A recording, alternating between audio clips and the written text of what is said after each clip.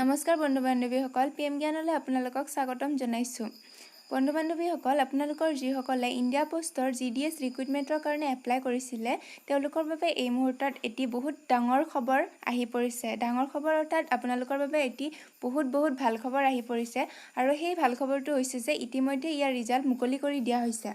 Indian পোষ্টৰ GDSৰ all ইণ্ডিয়াৰ post আছিল ৩৮,৯২৬টা অৰ্থাৎ 38,926টা আৰু অসমৰ কাৰণে পোষ্ট আছিল 11,143টা অৰ্থাৎ 11,143টা আৰু ইয়াৰে ৰিজাল্ট ইতিমধ্যে PDF আকাৰে মেৰিট লিষ্ট প্ৰকাশ কৰা হৈছে।